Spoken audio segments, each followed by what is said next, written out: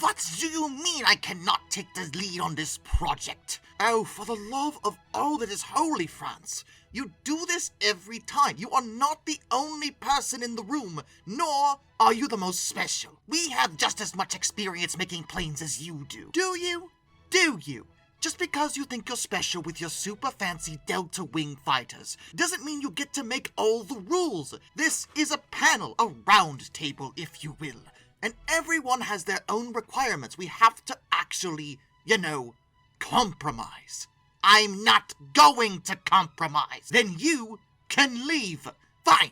I'll go off and make my own fighter jet. And it's gonna be cooler and better than yours. Bye. Are you certain we should just let him go? It'll be fine. We don't need him. Let's just focus on making a decent jet for all of us to enjoy.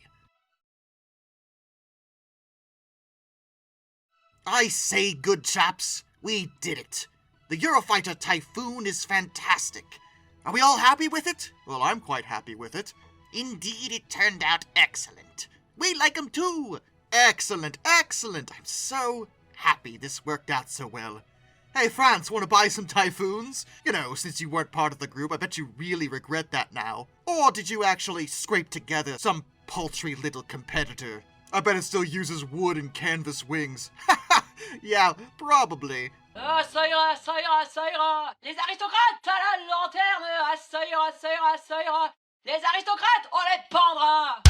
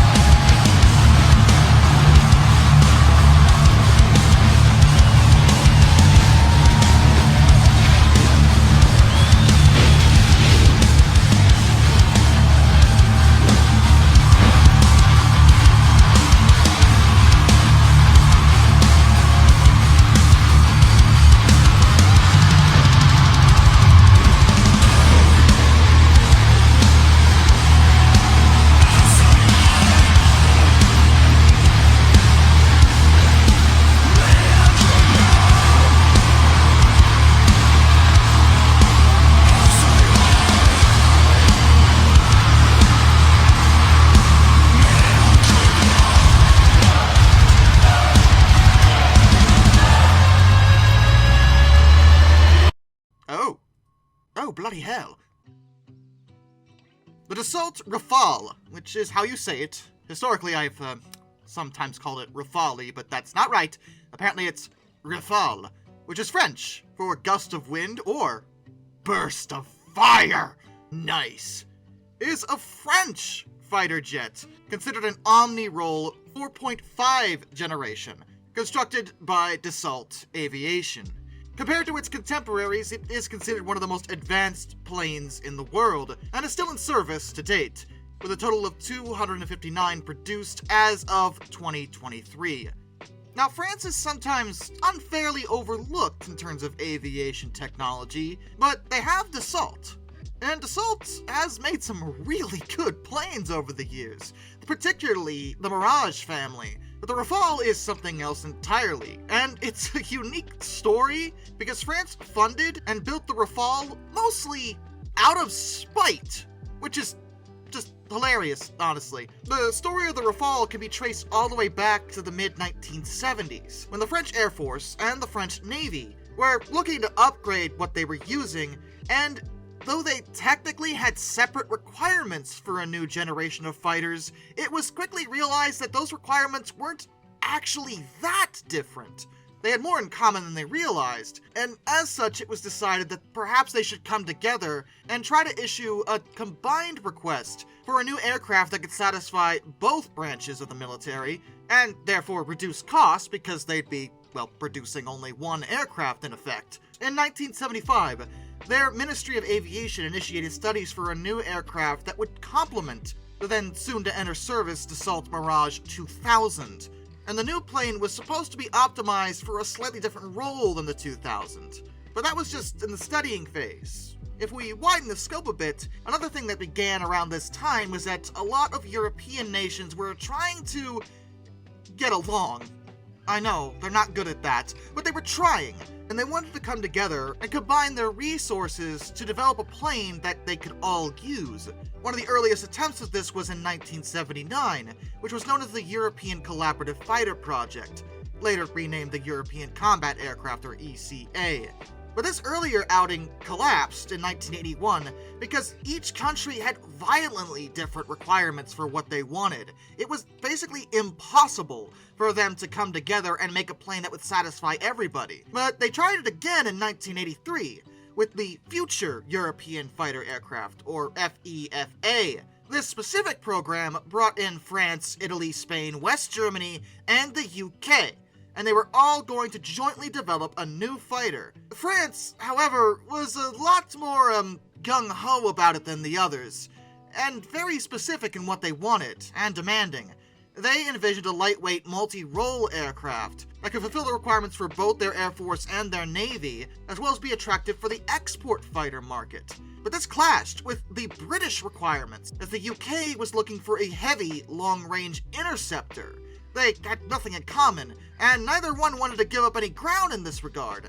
France also demanded a leading role in the project, whereas many of the other countries were quite fine to take more of a back seat and let the British take the lead on it. So basically what I'm saying is that France and Britain were arguing again. Because of this lack of common ground, France was the odd one out. At first, they tolerated it, but the fighting was ongoing. France kept trying to push things in a direction that they preferred, and no one was giving them any of it. So they finally just said the heck with it, and left the group. In July of 1985, which they said was because they wanted to preserve their technological independence in their fighter aircraft industry, which is partially true, but honestly it was mostly because they didn't have the ability to make the rules, and they hated that. Eventually, West Germany, the UK, and Italy opted out and established a new European Fighter Aircraft EFA program. They agreed to go ahead with that, though Spain would also opt out about that time too. However, they would rejoin in September of 1985, even though France was trying to pressure them not to do that. All four nations moved forward and eventually developed the Eurofighter Typhoon, which is quite a good plane. It did turn out very well, but France was pretty bitter over the whole thing, and decided that they were gonna double down and make their own plane, which would be cooler and better, superior to the rest of you plebeians on this blasted continent. The Ministry of Defense issued specifications that called for an aircraft capable of both air-to-air and air-to-ground, all day, and adverse weather operations. It should do everything. Because of how much money they were spending on this, they were looking for an aircraft that could replace a large amount of aircraft that they were currently using, including foreign ones. Dassault actually had kind of a head start in that regard. See, while the whole multinational talks were going on and everyone was fighting, and by everyone I mean it was just France arguing with everybody else, they had been busy working on what was known as the Avion de Combat Experimental, or ACX, project. In late 1978, prior to France even joining the ECA, and just the following year, the National Office for Aviation Studies and Research began looking into possible configurations for a new fighter, under the codename at that time, Rapace. Or Rapace, not quite sure how you say it, but it means bird of prey, so raptor. By March of 1980, the multitude of configurations they'd come up with had been narrowed down to simply 4, and 2 of the 4 were a combination of canards, delta wings, and a single vertical tail fin, which sounds a little familiar. And if you know anything about the Mirage family, you would already know that Dassault loves their delta wings, which do offer some advantages, but the forward canards was definitely a more advanced and unique feature at the time.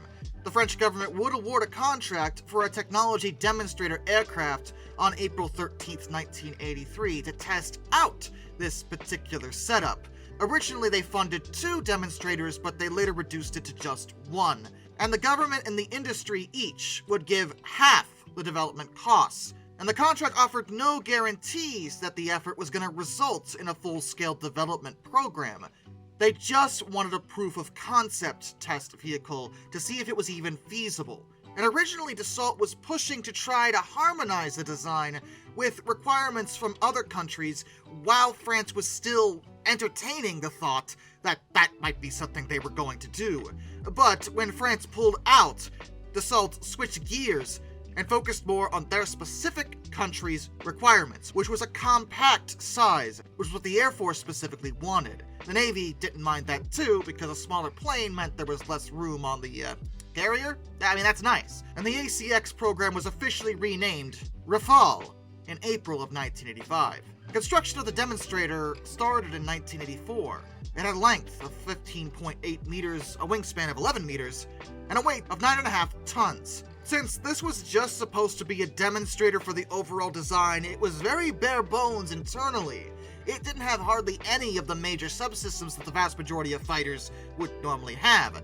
The cockpit was very minimal, but it was given a fly-by-wire flight control system for the validation of the design's basic airframe engine layout. That's because Dassault was looking to use the Rafale A, as it was known, to continue the company approach of risk reduction through incremental improvements. They were also looking to test the notoriously aerodynamically unstable delta wing canard configuration. Yeah, they knew that this particular layout was trouble, but the benefits of a super maneuverable aircraft were too big to ignore.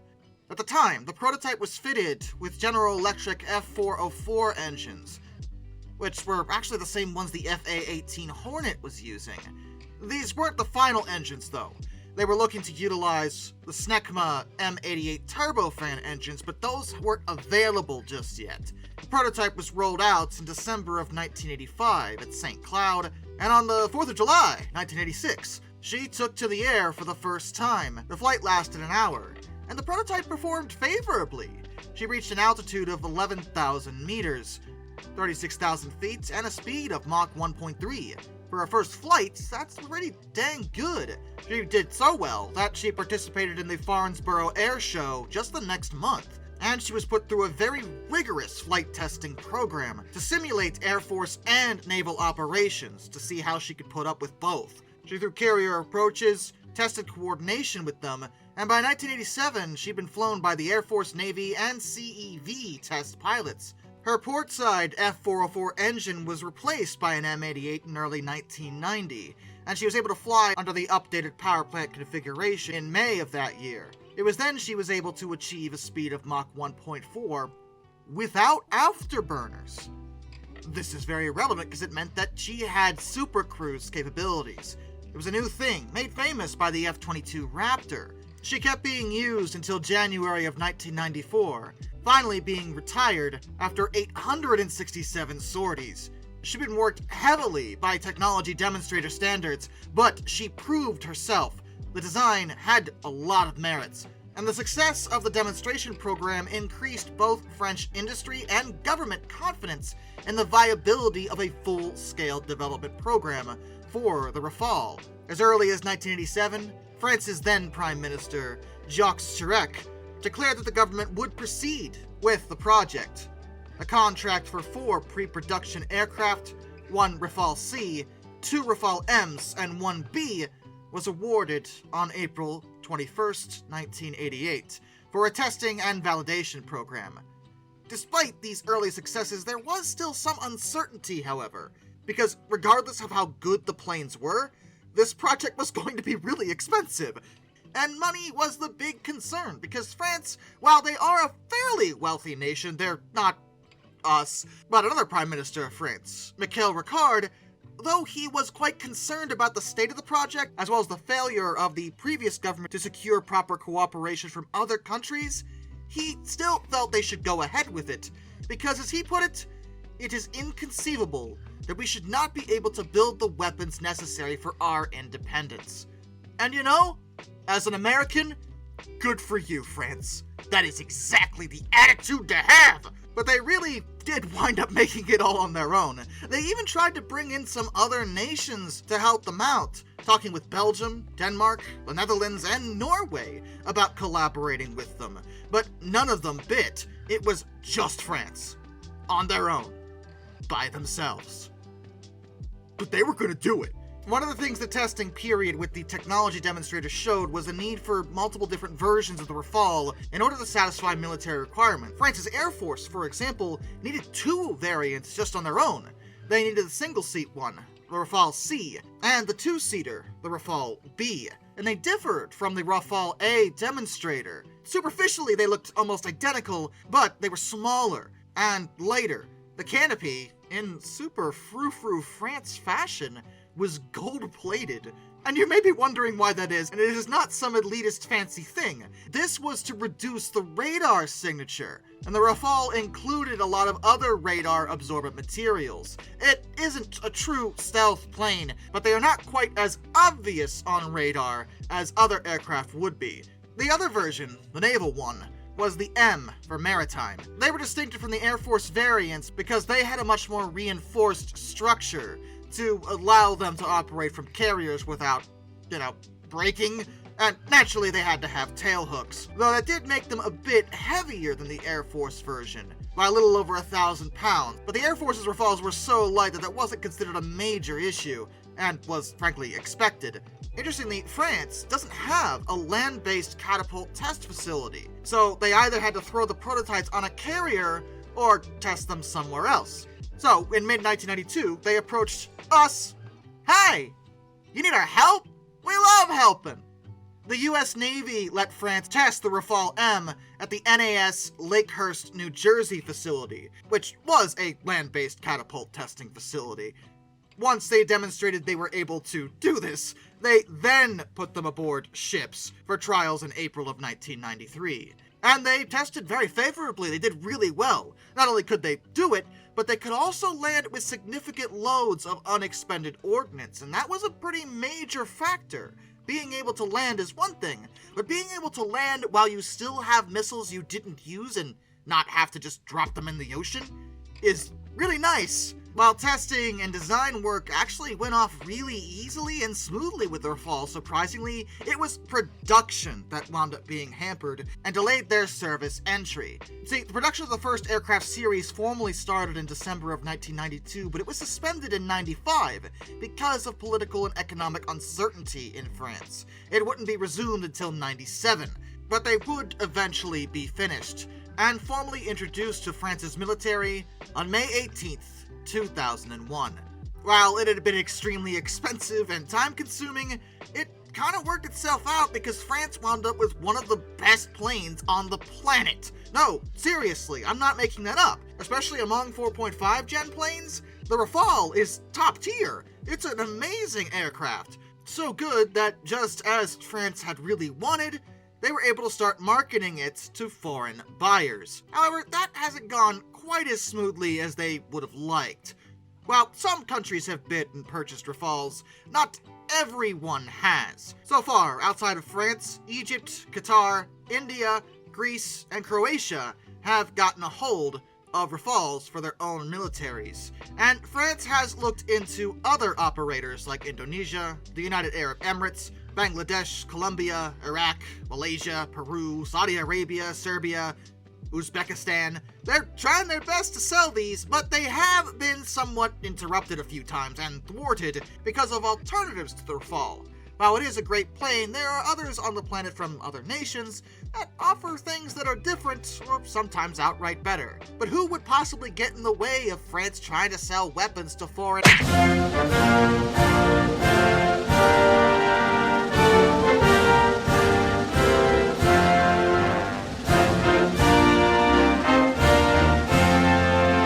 Oh, right. We do that a lot. Yeah, the availability of the F-35 has kind of thrown a monkey wrench into the whole selling Rafale thing, because, well, the Rafale is an amazing jet, no question, and is not one I would want to face in a dogfight.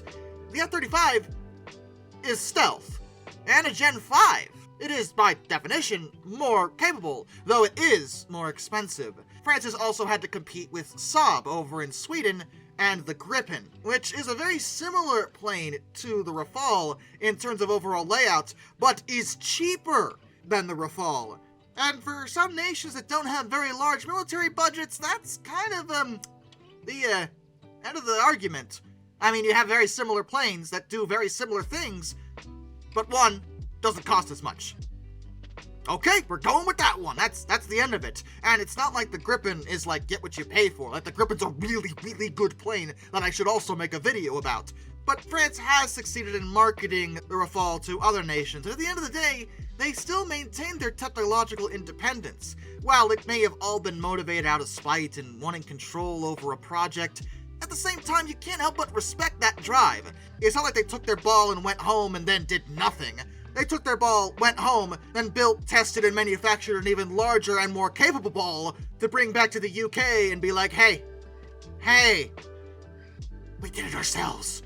You're still a bunch of whiny ninnies. You wanna go? You wanna go again? I have the Royal Navy. I will break you in half. Bloody hell, sacre bleu! And with that, a special thank you to all my underwater train finders. Some Dude 267, Orange Glass, Benjamin Owens, Anzac A1, Arthur Roy, Jack Carson's Row of Videos, Lord Off 444, Isurfer 1405, Charles Kwiatkowski, Matt Weaver, Tom Redlion, NS Productions 8104, Wheeljack 8401, Rescues Greyhounds The Baxter, Caleb Crosswhite, Andrew Bowen, Josh Johnson, Caleb Brainwaters, Prez Drenton, Master of None, Travis Linsky, Jared Brussel, JBL Explorers, Tommy Rossini, Ben McCullough, Panzer Kitson 131, Just 232, Mark Holding, G Wiz, Mr. Trevel, Hayden DeGrow, Metal for Life Guy, No, Kurt Forkum, Ohio Trucker 1, Mr. Sleepy, DM Tribal Typhoon, Harry, Drew Debris, George Kenny, Kevin Wood, Liam Wright, Morris Sillen Productions, NJ1969, Hendrick Motorsports Fan 5, Hannah Bird, Weston Colorado History, Ryan Wehofer, Duraushi, Your Mom Liked It, Windy City Rails, A Person 723, William Nemo, Dr. Racer 78, Shimasu, and of course, my dad. Till next time, this is Darkness, individual of fun. Farewell.